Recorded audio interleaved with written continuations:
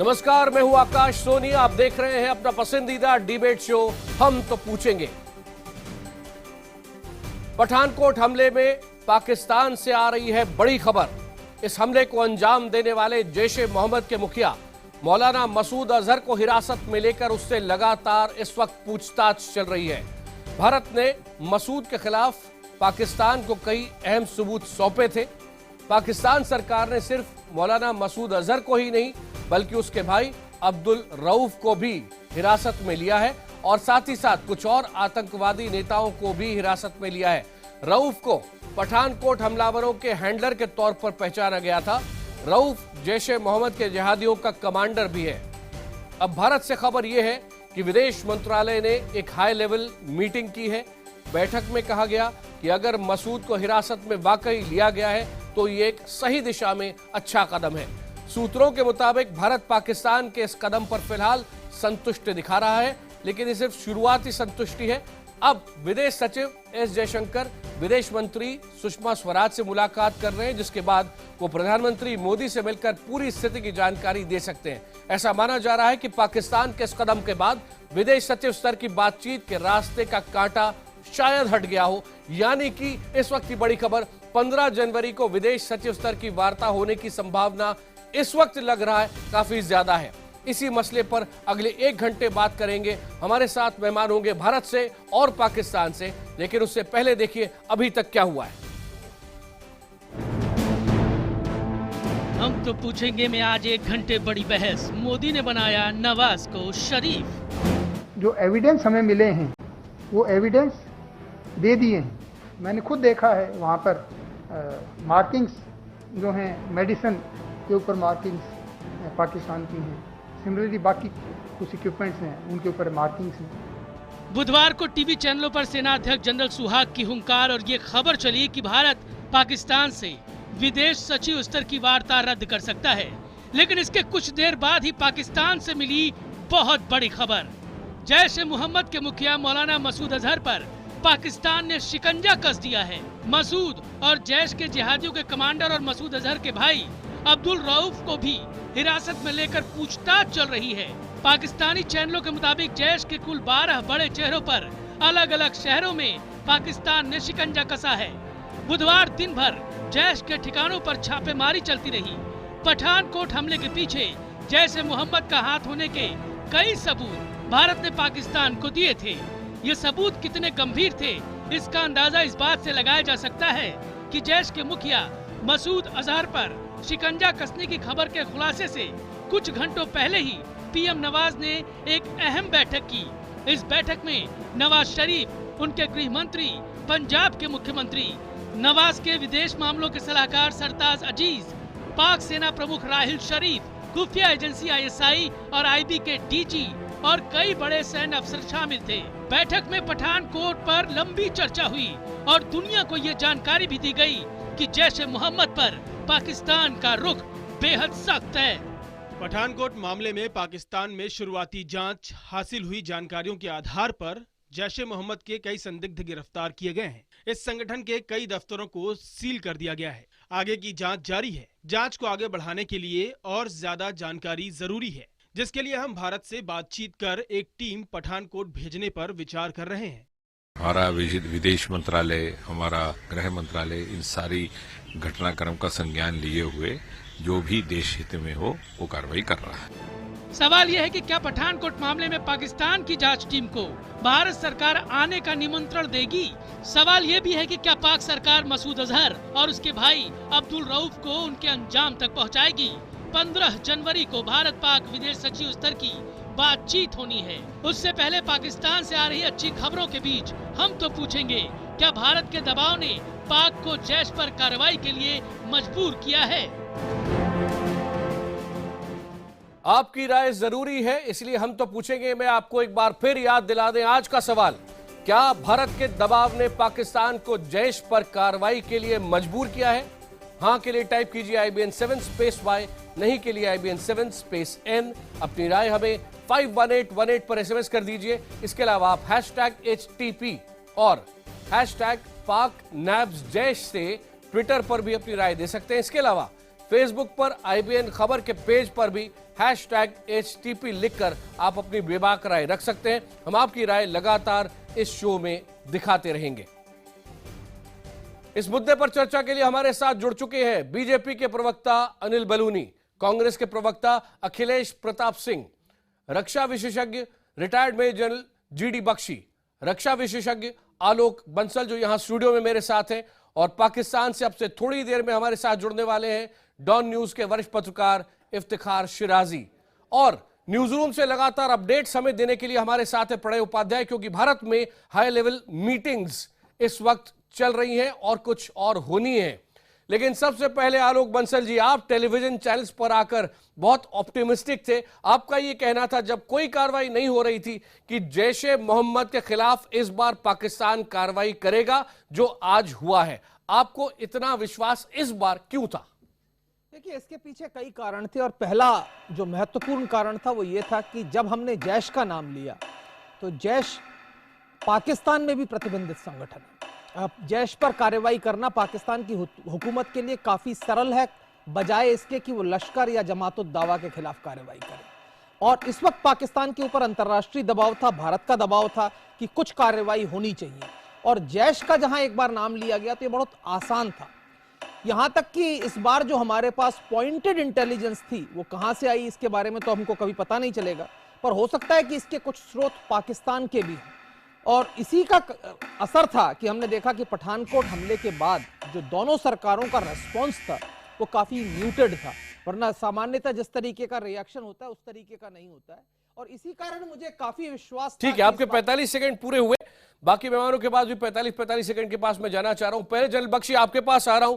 अब से थोड़ी देर पहले अमेरिका में पाकिस्तान के एम्बेसडर रह चुके हुसैन हक्कानी ने यह कहा है कि इस तरह के कदम पाकिस्तान पहले उठा चुका है, लेकिन हर बार वो नतीजे तक नहीं पहुंचते। देखना है ये प्रेशर जैश पर पाकिस्तान बनाए रखता है या नहीं। आप संतुष्ट हैं या नहीं?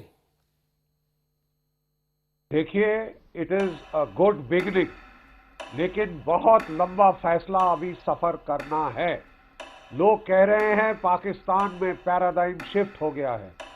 एक पैराडाइम शिफ्ट को एस्टैब्लिश करने के लिए आपका डेटा बेस, ऑब्जर्वेशन बेस इससे बहुत बड़ा होना चाहिए। 2-3 चीज़ों से ये चीज़ नहीं बनती। पाकिस्तान से ये भी रिपोर्ट आई है कि इनको प्रोटेक्टिव कस्टडी में ले लिया गया है। क्या ये तो नहीं कि उनको उम्मीद थी कि आप इनके ऊपर वार करेंगे, जैसा धमकाया गया था बड़ा साफ पाकिस्तान को, और वो उनको छुपा रहे हैं। तो देखिए, पहले भी जो ज़कीउर रहमान लखवी हैं उनको कैद में लिया गया था। 45 सेकंड आपके पूरे हुए, लेकिन आगे आपके पास लौटूंगा। अनिल बलूनी, आप ये बताएं, देश का सत्ताधारी दल इस वक्त क्या सोच रहा है? जो पाकिस्तान ने कार्रवाई की है, क्या इस वक्त ऐसा लगता है कि जितनी कर सकता था वो पाकिस्तान कर चुका है और बातचीत की गाड़ी वाकई अब आगे बढ़ सकती है?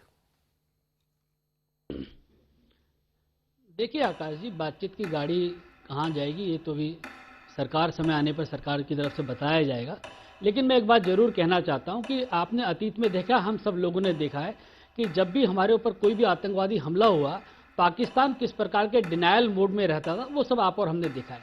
इस बार पठानकोट में जब दुर्भाग्यपूर्ण घटना हुई, उसके बाद पाकिस्तान के प्रधानमंत्री का स्वयं से फोन आना और जांच में सहयोग का हमको आश्वासन देना, उसके बाद भारत सरकार द्वारा स्पष्ट कर देना कि एक समय सीमा के अंदर कार्रवाई की जाएगी। हम चाहते हैं कि एक डिसाइसिव एक्शन हो। वो बॉल पाकिस्तान के कोर्ट पर है। जिस तरह की आप खबरें आपके टेलीविजन चैनल्स में दिख रही हैं, जिस प्रकार से बताया जा रहा है कि पाकिस्तान में कार्रवाई हो रही है, पाकिस्तान में जो कुछ हो रहा है, हम चाहते हैं, हम प्रार्थना करते हैं कि बातचीत सही दिशा में।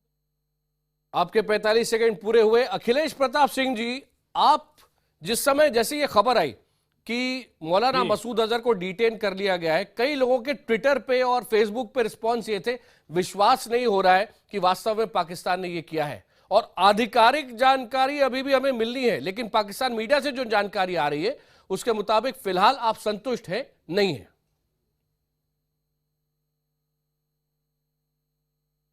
कि आप लोग चैनलों पे तुरंत जो 20, 25, 30 साल के बर्फ जमी है रिश्तों में, और वो भी ऐसे रिश्ते जिसमें भारत ने सिर्फ धोखा ही खाया हो, 1 सेकंड में आप लोग फैसला बताने जो लगते हैं, वो उचित नहीं है। अगर वो कुछ शुरुआत कर रहे हैं, पहले तो ऑफिशियली जानकारी आनी शुरू हो, उसके बाद बहुत लंबा समय तक उन्हें कुछ इतने कदम उठाने होंगे कि भारत को यकीन हो कि हाँ, आप निश्चित रूप से आतंकवाद के खिलाफ या भारत के सबूतों के खिलाफ, भारत पे जो हमले हुए हैं उनके खिलाफ सीरियस हैं और उसको सीरियसली ले रहे हैं। सिर्फ कुछ समय दबाव के कारण कि इंटरनेशनल या भारत के आप कुछ कर रहे हैं तो इतनी जल्दी प्रसन्न होने की आवश्यकता नहीं, हमें इंतजार करना होगा। अतीत में हम कई बार इंतजार किए। खबर को थोड़ा पकने दे, ये कह रहे हैं अखिलेश प्रताप सिंह जी। जरा रुक कर देखिए आगे आगे होता है क्या। पाकिस्तान से वरिष्ठ पत्रकार इफ्तिखार शिराजी साहब हमारे साथ जुड़ चुके हैं। इफ्तिखार शिराजी साहब, आप लगातार बार बार जब भी यहां पर साथ में आए डिस्कशंस में IBN 7 पर, आप बहुत ऑप्टिमिस्टिक थे और मैं कहूंगा आपने कई बातें जो कही थी उनमें से सही भी हुई हैं। अब ये बताएं, इस वक्त पाकिस्तान के एस्टैब्लिशमेंट के अंदर क्या सोच है? हमें शुरू में शायद ये खतरा था कि एस्टेब्लिशमेंट इस सारे प्रोसेस के अंदर एक अलहदा खड़ी होगी, लेकिन अभी तक जो लग रहा है वो ये लग रहा है कि शायद एस्टेब्लिशमेंट अभी भी सिविल गवर्नमेंट के साथ है और जनरल राहील शरीफ भी ये चाहते हैं कि अगर कोई कल्प्रिट्स हैं कि जिन्होंने पठानकोट के अंदर कार्रवाई की है तो उनको सजा मिलनी चाहिए। पिछले 2 दिनों के अंदर बहुत कुछ हो रहा था, गोया कि आज मीटिंग हुई और मीटिंग के बाद चीजें रिवील हो रही हैं, लेकिन हमें सोर्सेज बता रहे थे कि पिछले 2 दिनों के अंदर बड़ी अहम कार्रवाइयां हुई हैं। खुद इस्लामाबाद के अंदर मौलाना मसूद अजहर के छोटे भाई रऊफ अजहर का घर है पाकिस्तान इस्लामाबाद के रिहायशी सेक्टर में, वहां पे भी रेड किया गया। इनिशियली तो ये बताया गया तो घर में मौजूद नहीं है, लेकिन अब ये अनकन्फर्म इतलात हैं। अभी तक पाकिस्तान की इंटीरियर मिनिस्ट्री या पाकिस्तान 45 सेकेंड्स आपके पूरे हुए। आप इंपॉर्टेंट इंफॉर्मेशन दे रहे थे, लौटूंगा आपके पास। जल्दी से एक अपडेट प्रणय उपाध्याय से ले लेते हैं।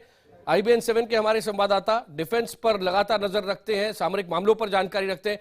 प्रणय, ये बताएं 26/11 के हमलों के बाद पाकिस्तान ने जो कार्रवाई की थी और पठानकोट आतंकी हमलों के बाद जो कार्रवाई की है, इसमें क्या फर्क आप देखते हैं? देखिए, बहुत सारे मामले हैं जिनके ऊपर फर्क देखा जा सकता है। 26/11 के बाद पाकिस्तान का पहला रिस्पांस डिनाइबिलिटी का था। इनकार किया गया था कि उसमें पाकिस्तानी जमीन का इस्तेमाल नहीं हुआ, पाकिस्तानी लोग उसमें शामिल नहीं है। पठानकोट हमले के बाद जो पाकिस्तानी रिएक्शन आया है उसमें एक एक्सेप्टेंस है। एक्सेप्टेंस गिल्टी का भले ही ना हो, लेकिन एक कोऑपरेशन का अंदाज है। बातचीत करना चाहते हैं, सुलझाना चाहते हैं, आतंकवाद के ऊपर अपना कमिटमेंट शो करना चाहते हैं, इसीलिए लीड्स के ऊपर एक्शन हुआ है। लेकिन एक बात और आकाश यहां पर कि जो डिटेंशन हुए हैं, डिटेंशन 26/11 के बाद भी हुए थे। डिटेंशन डिसाइसिव एक्शन है या नहीं है, यह पाकिस्तान को शो करना पड़ेगा, क्योंकि अभी तक ये डिसाइसिव एक्शन नहीं कहा जा सकता, ये एक्शन जरूर है। बिल्कुल, सभी के 45 सेकेंड पूरे हुए। अब मैं इफ्तिखार शिराजी साहब, पाकिस्तान से आपसे थोड़े से हार्ड फैक्ट्स जानना चाहता हूं कि जैश-ए मोहम्मद के खिलाफ जो कार्रवाई हुई है, एक बात बिल्कुल स्पष्ट है, अभी तक FIR दर्ज नहीं हुई है, इसलिए लीगली केस बहुत आगे नहीं बढ़ा है। लेकिन जमीन पे क्या क्या कार्रवाई हुई है जो आपकी नजर में बहुत महत्वपूर्ण है, जरूरी है? और देखें, हमें जो इतलात मिल रही हैं वो ये है कि पिछले 2 दिन के अंदर कार्रवाइयां हो रही हैं। इनफैक्ट बहावल नगर, भावलपुर के अंदर जहां पे मसूद अजहर का घर है, वहां पे रेड किए गए। उसके बाद उनके जो छोटे भाई हैं रऊफ अजहर, उनका इस्लामाबाद में भी एक घर है, वहां पे भी रेड हुए। और आज की जो मीटिंग है वो ये इंडिकेट कर रही है कि पिछले 2 दिनों के अंदर इतना कुछ हो चुका है कि जिसके बाद आज ये अनाउंसमेंट भी हुई कि पठानकोट मामले पे इंडिया के साथ कॉपरेशन को आगे बढ़ाया जाएगा। एक टीम बनाई गई है 3 रुकनी, जो कहा यह जा रहा है, तजवीज दी गई है कि वो भारत जाएगी, पठानकोट जाएगी, वहां से एविडेंस कलेक्ट करेगी और अब देखना ये है कि भारत क्या अलाउ करता है कि नहीं करता। तो शुरू में तो एक खदशा था कि शायद इस मामले में पाकिस्तान की मिलिट्री एस्टेब्लिशमेंट उस तरह कोऑपरेट ना करे, क्योंकि जो पहली मीटिंग हुई थी नवाज शरीफ जी की ज़ेर क़यादत, उसमें सिर्फ पाकिस्तान के इंटेलिजेंस ब्यूरो चीफ बैठे थे, वहां पे फौज की तरफ से कोई रिप्रेजेंटेटिव मौजूद नहीं था। लेकिन बाद की जो 2 मीटिंग्स हुई हैं उसके अंदर फौज की तरफ से लोग बैठे भी हैं और आज तो आर्मी चीफ बैठे थे। तो इससे लगता यह है कि एक तो यह कि भारत की तरफ से जो एविडेंस प्रोवाइड की गई वो इस कदर एक्शनेबल जरूर है कि उनके ऊपर अरेस्ट भी हो रहे हैं। हमें तो ये बताया गया अब तक कि 12 लोग गिरफ्तार हुए, कुछ दफातर भी सील किए गए जैश-ए-मोहम्मद के। लेकिन क्या मसूद अजहर को सिर्फ प्रोटेक्टिव कस्टडी में लिया गया है या उसको अरेस्ट शो किया जाएगा? क्योंकि अगर अरेस्ट शो किया जाता है तो फिर हम ये मानने के लिए तैयार है कि भारत की तरफ से जो एविडेंस आई है वो उसको डिनाई नहीं किया जा सकता, वो इस कदर स्ट्रांग है कि उसके बाद अब मामलात जो है वो अदालती लेवल पे भी आगे बढ़ेंगे। लेकिन फिलहाल की इतलात हैं कि अगर उनको अगर गिरफ्तार किया भी गया तो सिर्फ प्रोटेक्टिव कस्टडी में लिया गया है, उनकी अरेस्ट को शो नहीं किया गया। तो देखना यह है कि कल के दिन में क्या होता है, क्या कल उनका अरेस्ट शो किया जाता है तो फिर हम कह सकते हैं कि मामला आगे की तरफ बढ़ेंगे। बिल्कुल शिराजी साहब हमारे साथ ही रहिए पाकिस्तान से। जनरल बख्शी, थोड़ी देर पहले मैं former army chief general Shankar Roy Chowdhury से बात कर रहा था और उनका ये कहना था कि जो मोदी नवाज रिलेशनशिप है उसकी जो केमिस्ट्री है ये बेहद महत्वपूर्ण है इस क्रैकडाउन में।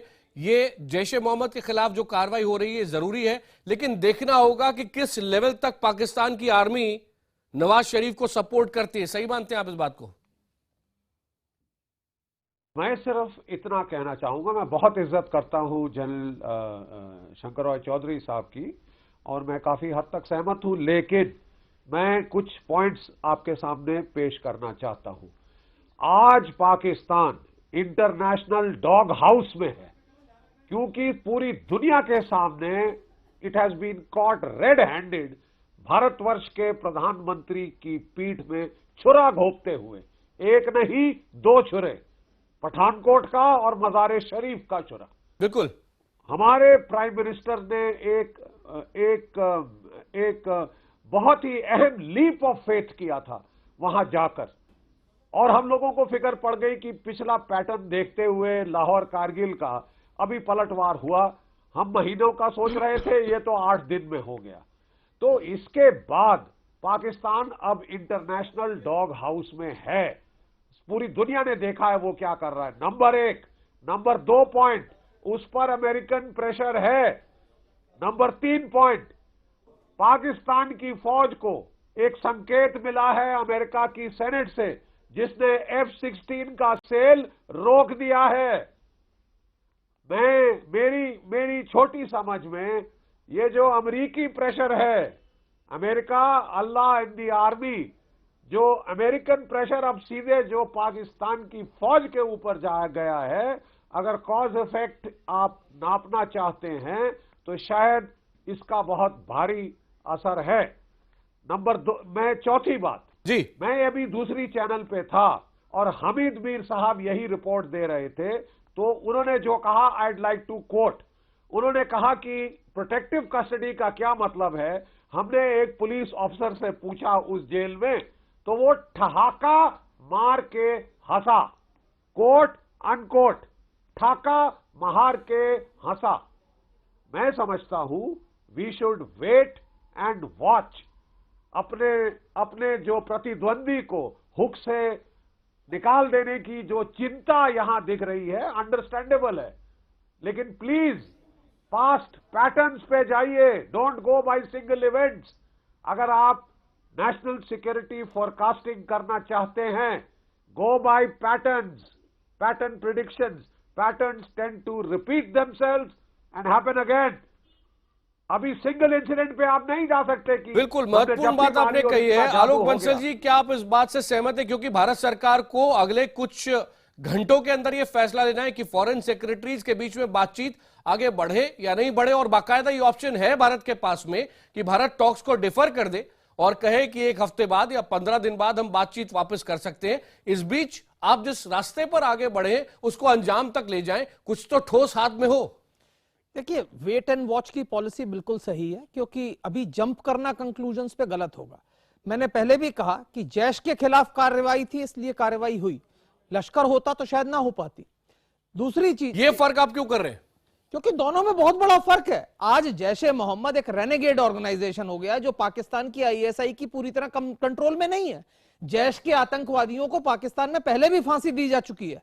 तो जैश जो है पाकिस्तान की ISI के कंट्रोल में नहीं है, एक लायबिलिटी है और ISI के लिए। पाकिस्तान के अंदर एक प्रतिबंधित संगठन है, तो उसके खिलाफ कार्रवाई करना बड़ा वाजिब है, कानूनन वाजिब चीज है।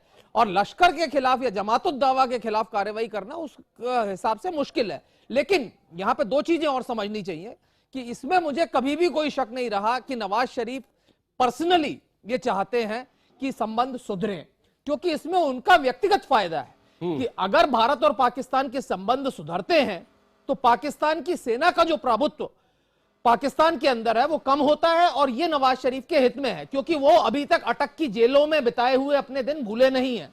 और इस वक्त सेना भी दबाव में है, क्योंकि पाकिस्तान की सेना इस वक्त पश्चिमी सीमा पर फैली हुई है और वो नहीं चाहती कि भारत के साथ कुछ सीधा तनाव हो। परोक्ष रूप से सब जो हो वो चल सकता है, लेकिन सीधा तनाव ठीक है। वो नहीं इसके पहले कि मैं पॉलिटिकल रिएक्शन इंडिया से और लो, इफ्तिखार शिराजी साहब, क्या आप ये मानते हैं कि दोनों तरफ से इस बार बहुत मेच्योरिटी शो की गई है और भारत के प्रधानमंत्री नरेंद्र मोदी जिस तरह से एक सरप्राइज विजिट पर पाकिस्तान में चले गए, उसने न केवल नवाज शरीफ और मोदी के बीच में दोस्ती को और आगे बढ़ाया है, बल्कि इस केमिस्ट्री ने एक नया वजन डाला है रिलेशनशिप में? इसमें कोई शक नहीं है कि बहुत मेच्योरिटी का मुजाहरा किया गया है। देखिए, मैंने बारहा ये कहा है कि पाकिस्तान में सिविल गवर्नमेंट इंडिया के साथ बड़े अच्छे ताल्लुकात चाहती है। इरिटेंट्स हैं तो कोई और हैं, लेकिन सिविल गवर्नमेंट हरगिज नहीं है। पहली बार ऐसा हुआ कि हमने देखा कि मनमोहन जी के इरा में 10 साल तक इस बात पे जोर दिया गया कि जब तक मुंबई अटैक के मुल्जमान को सजा नहीं दी जाती, ना तो इंडिया का प्राइम मिनिस्टर पाकिस्तान आएगा और ना ही कंपोजिट डायलॉग दोबारा रिज्यूम होंगे। लेकिन मोदी जी ने बहुत बड़ा बोल्ड स्टेप लिया, पाकिस्तान आए, पाकिस्तान एक अच्छा जेस्चर दिया और हमें उस वक्त भी खतरा ये था कि शायद नॉन स्टेट एक्टर्स जब स्टेट के अंदर कुछ एक्टर्स ऐसे हो सकते हैं कि जिस प्रोसेस को डिरेल करने की कोशिश करें। तो अब देखा कि पठानकोट के अंदर जो कुछ हुआ वो खदशात काफी हद तक दुरुस्त साबित हुए। लेकिन अब बात यह है कि पाकिस्तान में सिविल गवर्नमेंट तो इस वक्त भी डेस्परेट है कि इंडिया के साथ टॉक्स को आगे बढ़ाया जाए। अब इंडिया को भी ये देखना होगा कि शर्म शेख के अंदर जो चीज डिसाइड हुई थी कि टेररिज्म को और डायलॉग को अलहदा रखना होगा, मेरे ख्याल में अब इंडिया की बारी है कि फिर एक बार पेशेंस दिखाना पड़ेगा, उन एक्टर्स को नाकाम करना पड़ेगा जो इस प्रोसेस को आगे नहीं बढ़ने दे रहे, वो स्टेट के अंदर हैं या स्टेट के बाहर हैं, क्योंकि उनकी कोशिश ये है कि स्टेटस को बरकरार रहे। मेरे ख्याल में अब एक बार फिर भारत को मैच्योरिटी का मुजाहरा करना होगा और इस बात डिफरेंट करके दिखाना होगा कि अगर से मुल्जमान के खिलाफ के बहुत बड़ा बोल्ड स्टेप नहीं भी लिया जाता तो उसके बावजूद भी डायलॉग प्रोसेस को आगे बढ़ाना पड़ेगा ताकि उन मैसेज दिया जाए कि प्रोसेस थोड़ा सा आपको रोक रहा हूं क्योंकि एक अपडेट है, हम लगातार लाइव इंफॉर्मेशन भी देने की कोशिश कर रहे हैं। उसी के लिए प्रणय उपाध्याय हमारे साथ में। प्रणय, अब जो फैसला लेना है कि फॉरेन सेक्रेटरीज की टॉक तय तारीख को 15 जनवरी को ही होगी या नहीं, इसके लिए अभी क्या किया जा रहा है? देखिए, अभी जो बैठक चल रही थी, विदेश सचिव एस जयशंकर चूंकि 2 दिन के दौरे के बाद मालदीव और कोलंबो से अभी लौटे थे शाम को, और उसके बाद वो सीधे सुषमा स्वराज विदेश मंत्री के यहां पहुंचे थे। वो मीटिंग अभी खत्म हुई है और अब विदेश सचिव एस जयशंकर जो है वो प्रधानमंत्री कार्यालय जा रहे हैं। 7 RCR जो है वहां पर मीटिंग होनी है। और जैसा कि हम लगातार बता रहे हैं कि ये हाई लेवल पर डिसीजन लेना है कि आखिर पाकिस्तान ने जो भी कार्रवाई की है आकाश, उसके बाद फॉरेन सेक्रेटरी लेवल टॉक्स के लिए जो डेट्स प्रपोज की गई थी पाकिस्तान की तरफ से, उन पर क्या रेस्पॉन्स देना है। और अब से उम्मीद की जा रही है कि अब से कुछ देर बाद विदेश मंत्रालय आधिकारिक तौर पर अपने इस डिसीजन का खुलासा करेगा, इसे स्पष्ट करेगा कि आखिर 15 जनवरी की टॉक्स होनी है या नहीं होनी है। भारत और पाकिस्तान ही नहीं, अमेरिका सहित दुनिया के कई देशों की नजर इस वक्त दिल्ली और इस्लामाबाद पर है। पाकिस्तान ने जैश-ए मोहम्मद के खिलाफ कार्रवाई की है और उसके प्रमुख मौलाना मसूद अजहर और उसके भाई और साथ ही साथ कुल मिलाकर कम से कम 12 ऐसे जैश-ए मोहम्मद के नेताओं पर कार्रवाई की है। इस मुद्दे पर चर्चा करने के लिए हमारे साथ हैं बीजेपी के प्रवक्ता अनिल बलूनी, कांग्रेस के प्रवक्ता अखिलेश प्रताप सिंह, रक्षा विशेषज्ञ retired major general GD Bakshi, रक्षा विशेषज्ञ आलोक बंसल जो यहाँ स्टूडियो में मेरे साथ है, और पाकिस्तान से लगातार हमारे साथ हैं डॉन न्यूज के वरिष्ठ पत्रकार इफ्तिखार शिराजी साहब और न्यूज रूम से लगातार अपडेट दे रहे हैं हमारे संवाददाता प्रणय उपाध्याय। अखिलेश जी, अब आज जिस स्थिति पर हम खड़े, हम ये नहीं कह रहे कि हम कभी इस वक्त नतीजे पर पहुंच सकते हैं, बिल्कुल सही बात है, इंतजार करना होगा। और लेकिन यहां से मुड़कर देखकर क्या आपको लगता है कि प्रधानमंत्री मोदी का पाकिस्तान जाना, अचानक जाना, ठीक फैसला था?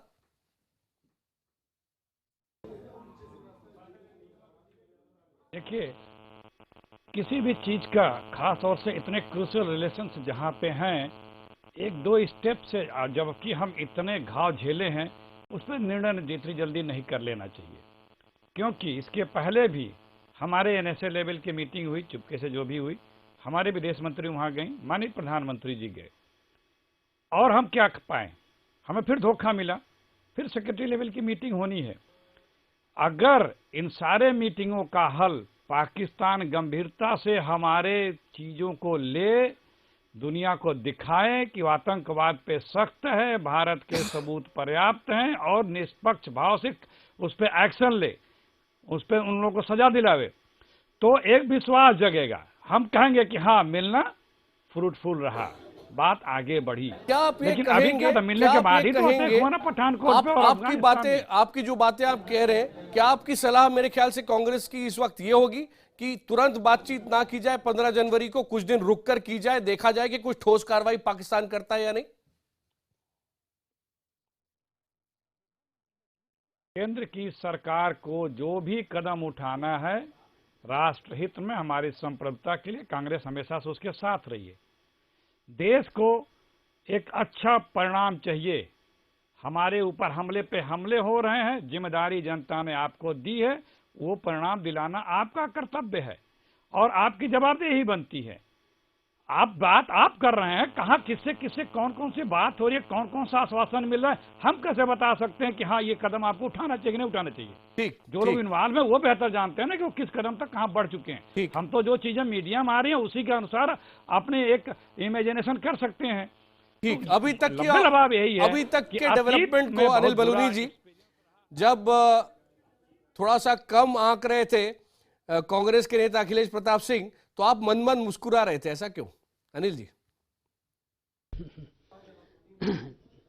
देखिए, एक तो आकाश जी मैं जरूर कहना चाहूँगा कि बड़ा महत्वपूर्ण समय चल रहा है। हम लोग मिनट मिनट की कमेंट्री ना करें और मुझको लगता है हम सबको बड़े परिपक्व लोगों की तरह इस वक्त इसको देखना चाहिए। पाकिस्तान सरकार मसला भी ऐसा ही क्या अभी जवाब आता है उसका, है ना, बिल्कुल इसको बड़ी परिपक्वता तक ऐसा देखा जाना चाहिए। लेकिन जहाँ तक आपने विदेश दौरों की बात की, मैं जरूर कहना चाहूँगा कि पूरे जो वातावरण में दिख रहा है कि प्रधानमंत्री जी के दौरों का असर, आप देखिए बराक ओबामा का बयान आना और बराक ओबामा का कठोर बयान आना कि पाकिस्तान जन्नत बन गया आतंकवादियों की, F-16 की आपूर्ति को रोक देना, देखिए किस तरह की ये जो हमारे कुछ लोग आरोप लगाते रहते थे उनको सोचना चाहिए। ये है प्रधानमंत्री जी के विदेश दौरों का मतलब, ये है उसका असर कि पूरी विश्व जो है आज भारत के साथ खड़ा है। आज पठानकोट और पेरिस में जब हमला होता है तो अलग तरीके से नहीं देखा, पूरा दुनिया उस दर्द को समझती है, तो ये असर होता है। और जहां तक पाकिस्तान के जो लोग बैठे, मेरा जरूर कहना है कि देखो अब समझना चाहिए, हम पेशावर की घटना नहीं भूले, जब माओ के हाथों पे बच्चों की लाशों को देखे वो नहीं भूले। पाकिस्तान के पास इस बार समय है, पाकिस्तान इस बार अपने इच्छा शक्ति का परिचय दे, पाकिस्तान इस बार कार्रवाई करे, पाकिस्तान इस बार इंसानियत के जो दुश्मन हैं उनको दो टूक जवाब दे। ये पाकिस्तान के पास मौका है, इस बार पाकिस्तान करके दिखाएगा तो निश्चित तौर पर पाकिस्तान भी उभर सकता है। इफ्तिखार शिराजी साहब, अगले 2 दिन में आप पाकिस्तान की तरफ से क्या मूवमेंट देख रहे हैं? इस वक्त जो मूड लग रहा है गवर्नमेंट का, पाकिस्तान की गवर्नमेंट तो चाहती है कि अगर कुछ ऐसे लोग हैं तो उनको जरूर गिरफ्तार भी होना चाहिए और उनके खिलाफ एक सख्त कार्रवाई भी होनी चाहिए जिस कार्रवाई के नतीजे में भारत मुतमईन हो।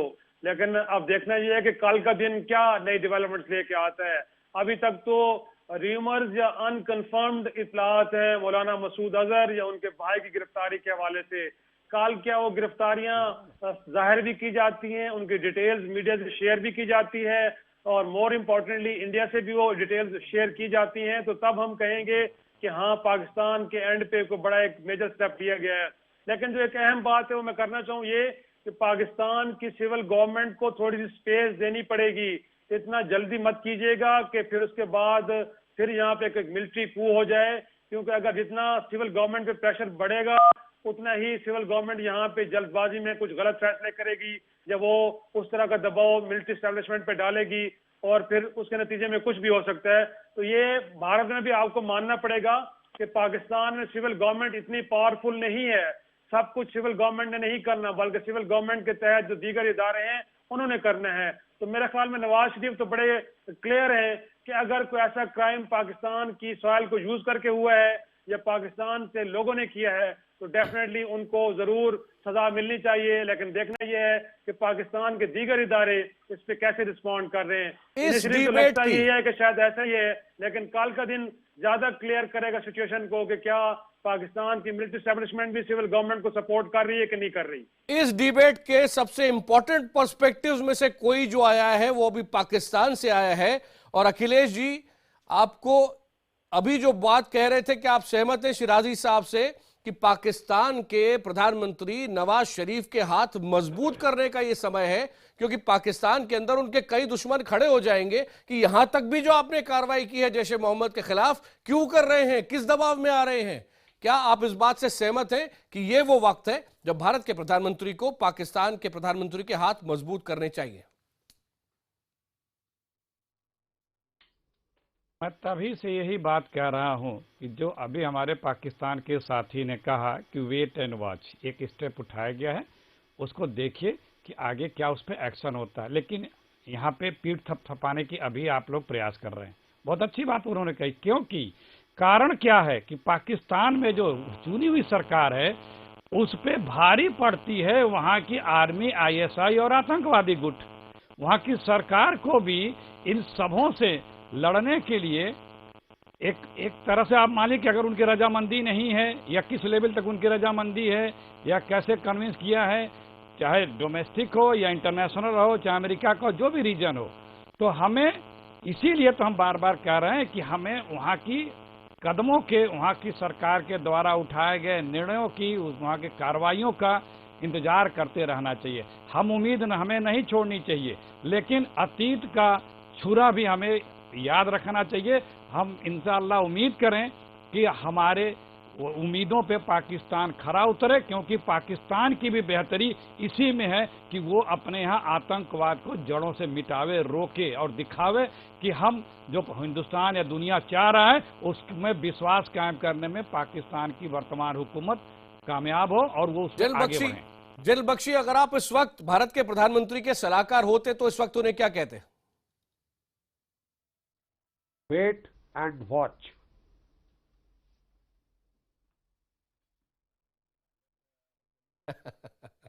हो गया? वेट एंड वॉच, मैं ये कहता। 15 तारीख को बात मत कीजिए, थोड़ा सा रोक दीजिए। देखिए, माफ कीजिए आकाश, माफ कीजिए, हमने पठानकोट में पहले दिन के ऑपरेशन के बाद जीत का डंका पीट दिया था। क्या वो ठीक था? जहां तक हिंदुस्तान पाकिस्तान का मेरा तजुर्बा है, और माफ कीजिए मैं पूरी जिंदगी लड़ाई के मैदानों में रहा हूं, बहुत जल्दी जीत के डंके मत बजाइए। Wait and watch, make haste slowly, आप गिरेंगे नहीं। ये एक बहुत पुराने और बूढ़े सिपाही का नसीहत है। आलोक बंसल जी, इसमें कोई शक की बात नहीं कि हमें इंतजार करना चाहिए। ये प्रिलिमिनरी स्टेप्स हैं, प्रोटेक्टिव कस्टडी कुछ भी मीन कर सकती है। हो सकता है उनकी सुरक्षा के लिए रखा हो, या हो सकता है इंट्रोगेशन के लिए लिया हो, जैसे कि मुझे संभावना है। इसको गिरफ्तारी इसलिए नहीं दिखाई जाती कि उसके बाद फिर जो आपके पास टाइम लिमिट हो जाती है, लीगल प्रोसीजर्स आ जाते हैं और न्यायपालिका जो है पाकिस्तान की शायद इन सब की इजाजत ना दे। लेकिन व्यक्तिगत रूप से मेरा यह मानना है कि यह समय है पाकिस्तान की सेना को कमजोर करने का। अगर उसकी सेना को कमजोर करने के लिए हमें वहां के नवाज शरीफ के हाथ मजबूत करने चाहिए तो करने की आवश्यकता है। लेकिन इस वक्त जो इंडिकेशंस दिख रहे हैं वो पॉजिटिव दिख रहे हैं, और बातचीत मेरे विचार से हमेशा करते रहना चाहिए, क्योंकि बातचीत करना पाकिस्तान की सेना के प्रभुत्व को पाकिस्तान के अंदर काफी हद तक कम करती है। बलूनी जी आपके पास आ रहा हूं, लेकिन उसके पहले जलील बख्शी कुछ बोलना चाह रहे हैं जी। मैं सहमत हूं आलोक के साथ, मैं दाद देता हूं, बहुत तेज दिमाग है आलोक का। लेकिन मैं सिर्फ एक चीज कहना चाहता हूं, हमारे इतिहास को देखें, हर बार जब भी पाकिस्तान में सिविल सरकार आई है उसने हमें इस तरह के आश्वासन दिए हैं। हमने उनके हाथ जो है ताकतवर करने के लिए सेना के बरखिलाफ बहुत कुछ दिया है। भुट्टो साहब का ले लीजिए, 93,000 कैदी लेके चले गए, लाइन ऑफ कंट्रोल को बॉर्डर नहीं बनाया, बोला मुझे समय दीजिए, मुझे थोड़ा वक्त दीजिए। प्लीज इसको ध्यान में रखिए, अपने इतिहास को मत भूलिए। प्रणय उपाध्याय जल्दी से अपडेट दे सकते हैं? कैविएट डालूंगा। देखिए अभी तक वो बैठक जो थी जिसपे डेलिब्रेशंस हो रहे हैं, वो डेलिब्रेशंस अभी भी जारी हैं और अभी तक आधिकारिक रूप से इसकी घोषणा नहीं की गई है। लेकिन ये बात जरूर है कि भारत को भी ये कैटेगराइज करना है, गेंद अब भारत के पाले में है। भारत को ये स्पष्ट करना है कि क्या वो संतुष्ट है अभी तक की कार्रवाई से या नहीं, और इसी का ऐलान जो है वो कुछ देर बाद होना है, जब विदेश मंत्रालय आधिकारिक तौर पर इसकी स्पष्टि करेगा कि क्या फॉरेन सेक्रेटरी लेवल टॉक्स के लिए जो प्रस्ताव पाकिस्तान की तरफ से दिया गया था 15 जनवरी के लिए, उसके लिए भारतीय विदेश सचिव एस जयशंकर जाएंगे इस्लामाबाद या नहीं जाएंगे। और इस समय खुद एस जयशंकर इस समय विदेश मंत्री सुषमा स्वराज के यहाँ मौजूद हैं और उसके बाद उनका ये डिसीजन और जो डेलिब्रेशंस हैं वो प्राइम मिनिस्टर के साथ भी होना है। यानी सरकार में शीर्ष स्तर पर ये एक पॉलिटिकल कॉल लिया जाना है कि इस मामले पर आगे क्या रुख अख्तियार किया जाए, क्या बातचीत की राह पर आगे बढ़ा जाए या कुछ दिनों के लिए इसे टालते हुए, जैसा कि हमारे सारे एक्सपर्ट्स भी कह रहे हैं कि वेट एंड वॉच करना चाहिए। एक पॉजिटिव सिग्नल भी देना चाहे पाकिस्तान को कि भारत अभी तक की कार्रवाई को रिकॉग्नाइज करता है, नोट करता है, लेकिन अभी कुछ ऐसा है जिसे पाकिस्तान को और ठोस कार्रवाई करना बाकी है। अनिल बलूनी जी, एक तरफ बरसों का विश्वास है, ट्रस्ट डेफिसिट जिसको बोला जाता है, दशकों का है, और एक तरफ आपने बार बार पिछले 10 दिनों के अंदर बेनिफिट ऑफ डाउट दिया है पाकिस्तान को। आप इस वक्त पार्टी के अंदर की सोच क्या है, क्योंकि आप तो हार्डलाइनर के तौर पे गिने जाते हैं और इसीलिए पाकिस्तान में माना यह जाता है कि अगर बीजेपी आगे बढ़ रही है तो वास्तव में कहीं पहुंच सकते हैं। जिस तरह से पाकिस्तान की फौज अगर फैसला कर ले तो वाकई कहीं पहुंच सकते हैं। देखिए आकाश जी, जैसे मैंने पहले भी आपको कहा कि अभी कुछ भी कहना जल्दीबाजी होगी, अभी इंतजार कीजिए। जनरल बख्शी साहब ने शुरुआत में कहा था, मुझे अच्छी तरह ध्यान है, उन्होंने कहा था एक गुड बिगनिंग है। आलोक बंसल जी भी इसको सकारात्मक पॉजिटिव शुरुआत बताते हैं। देखते हैं, एक बार पाकिस्तान की तरफ से अधिकृत रूप से आने दीजिए और उसके बाद सरकार के स्तर पर फिर फैसला लिया जाएगा। शिराजी साहब, हमारे पास जो मेहमान है सभी के पास से वेट एंड वॉच, ये जो फ्रेज है जनरल बख्शी की, ये सब इससे सहमत दिखते हैं। पाकिस्तान से आप जब ये देख रहे हैं, इस डिबेट को सुन रहे हैं, तो कैसा लग रहा है? यकीनी तौर पे बड़ा पॉजिटिव और बड़ा ही अप्रिशिएट किया जा रहा है, और पाकिस्तान के लोग भी ये एक्सपेक्ट कर रहे हैं इस वक्त भारत से कि इस बार चीजों को डिरेल ना करें, और यही होगा कि उन फोर्सेस को मैसेज जाएगा कि जो एक एफर्ट कर रहे थे इस सारे प्रोसेस को डिरेल करने की, उसमें वो कामयाब नहीं हो गए। पे डिरेल कैसे हो सकती है बातचीत, या फिर जो प्रोसेस चल रहा है आगे बढ़ गया है जैश ए मोहम्मद के खिलाफ, डिरेल कैसे हो सकता है? मेरा ख्याल में अगर इंडिया, जैसे वो कह रहे हैं आपके एक पार्टिसिपेंट के बाद इंडिया के कोर्ट में, अगर इंडिया समझता है कि ये जो स्टेप्स हैं वो इतने सेटिस्फैक्ट्री नहीं है और इसको लेके हम इनको थोड़ा डिले कर देते तो मेरे ख्याल में फिर वो फोर्सेस कामयाब हो जाएंगी कि जिस प्रोसेस को डिरेल करना चाह रही थी। लेकिन अगर मैं खुद इस वक्त भारत की सरकार में होता तो मैं कहता नरेंद्र जी को कि अपने सेक्रेटरी खारजा को जरूर भेजिए, और अगर आप पाकिस्तान के जवाब से मुतमईन नहीं है तो इसकी अनाउंसमेंट भी इस्लामाबाद में जाके कीजिए, और जो भी डिमांड करनी वो भी इस्लामाबाद में खड़े होकर कीजिए कि भाई जो आप कर रहे हैं वो ठीक नहीं है, हम इससे ज्यादा का चाहते हैं। और मोर इम्पोर्टेंटली आकाश, मैं ये कहूंगा कि मुंबई अटैक्स की तरह चीजों को कंसील करके न रखे इंडिया। इस बार अगर समझता है इंडिया कि इंडिया के पास बड़े एक्शनेबल एविडेंस हैं तो उनको मीडिया में भी लेके आए, ताकि पाकिस्तान के अंदर वो फोर्सेस बैकफुट पे जाएं कि जो समझती हैं कि भारत की तरफ से प्रोवाइड की गई इत्तलात को एविडेंस में कन्वर्ट नहीं किया जा सकता। तो मेरा ख्याल में इस बार इंडिया को मीडिया का फोरम भी यूज करना चाहिए ताकि अपने केस को ज्यादा बेहतर अंदाज में वो जो है वो संकेतों में, इंडिकेशंस में। एक और बड़ी बात अभी इफ्तिखार शिराजी साहब बोल रहे हैं, आलोक बंसल जी आपने उसको पकड़ भी लिया है मुझे लगता है, जॉइंट इन्वेस्टिगेशन टीम पाकिस्तान की जो काफी सारे ऑर्गेनाइजेशंस को मिला के बनी है, वो इंडिया अगर आना चाहे फर्दर इन्वेस्टिगेशन के लिए, हेल्प करने के लिए, 26/11 के बाद हमने अलाउ नहीं किया था, क्या इस बार करना चाहिए? मेरे विचार से उनको अलाउ करना इंडियन टीम के साथ मूव करने में मेरे ख्याल से कोई बुराई नहीं है। उनको लिमिटेड एक्सेस देना चाहिए, जो एविडेंस हमारे पास है वो उनको दिखाना चाहिए, और ये सरकार डिसीजन ले कि क्या दिखाना है क्या नहीं दिखाना। पर उसके बाद भारतीय टीम उनके साथ जब पाकिस्तान जाए वो ज्यादा महत्वपूर्ण है, जहां वो जो सोर्सेज, जो इन्वेस्टिगेशन उन्हें करनी है वो करने का उनको अधिकार दिया। अखिलेश प्रताप सिंह जी शायद यहां क्वेश्चन करना चाहते हैं। अखिलेश जी। नहीं, मैं एक चैनल पे और था, ये बात उठी थी, हमारे पास जिंदा सबूत है। इस पठानकोट के घटना के पहले 2 पाकिस्तानी आतंकवादी जो सड़क पे गोलियां बरसा रहे थे, हम प्रूफ कर सकते हैं, हमारी खुफिया एजेंसियों को भी, हमारी एजेंसियों को भी पाकिस्तान जा करके सारे एविडेंस हम ला करके इस्टेब्लिश कर सकते हैं, क्योंकि हमारे पास सफिशिएंट एविडेंस है पाकिस्तान के लोगों की इन्वॉल्वमेंट का। तो सिर्फ वो अगर वहाँ की एजेंसियों को आने की इजाज़त दी जाती है तो हमारी एजेंसियों को भी मौका मिलना चाहिए, क्योंकि हमारी एजेंसी को यदि मौका मिलेगा तो एक 100% प्रूफ हो जाएगा चीज़ों का।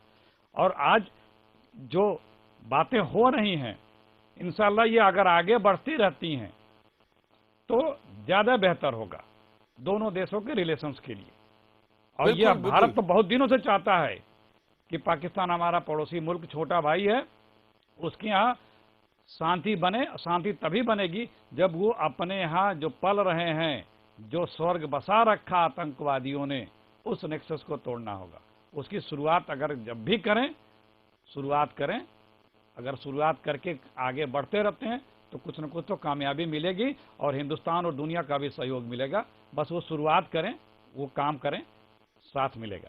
जल बख्शी, आज की ये बातचीत तब तक पूरी नहीं हो सकती जब तक कि हम ये बात याद ना करें कि मज़ारे शरीफ पर भारत की कॉन्सुलेट के ऊपर जो हमला किया गया था, उसमें अफगानिस्तान के बल्ख प्रोविंस के चीफ ने, पुलिस चीफ ने यह बोला है कि पाकिस्तान मिलिट्री के लोग उसमें शामिल थे उस हमले के अंदर, यानी कि ये स्टेट एक्टर्स थे। यहां तो जैशे मोहम्मद की या किसी और संगठन की भी बात नहीं है। इसको भारत कितनी गंभीरता से ले रहा है और इस बातचीत के फ्रेमवर्क में कैसे बढ़ेगा ये? देखिए, इसीलिए मैंने केवल 3 शब्द यूज किए हैं, प्लीज वेट एंड वॉच। बहुत कुछ जो आप देख रहे हैं, 2 चीजें जो अभी तक फैक्टर इन नहीं की गई हैं, level of American pressure on the American army, Pakistan army, number 1। Number 2, कल आपके रक्षा मंत्री, बहुत ही एक जिम्मेदार ऑफिसर ने एक धमकी कन्वे करी थी, प्रोटेक्टिव कस्टडी उसके रिएक्शन में है या आपके कहने पर है? Wait and watch. Wait and watch एक बेहद महत्वपूर्ण चीज है जो हमारे बहुत सारे मेहमान जिस पर सहमत भी हो रहे हैं। पाकिस्तान से इफ्तिखार शिराजी साहब, बहुत बहुत धन्यवाद इस डिस्कशन में शामिल होने के लिए। साथ ही साथ भारत में भी सभी मेहमानों का बहुत बहुत धन्यवाद। लगातार IBN 7 पर इसकी जानकारी हम आपको आगे भी देते रहेंगे। अभी वक्त है जनता की राय का। आज का सवाल था, क्या भारत के दबाव ने पाकिस्तान को जैश पर कार्रवाई के लिए मजबूर किया है? और 88% दर्शकों का जवाब है हाँ, 12% दर्शकों का जवाब है नहीं। ट्विटर पर भी हमने ये पोल किया और ट्विटर पे भारत के दर्शकों की राय ये है, 82% दर्शक कह रहे हैं हाँ, भारत का दबाव काम किया है, 18% दर्शक कह रहे हैं नहीं।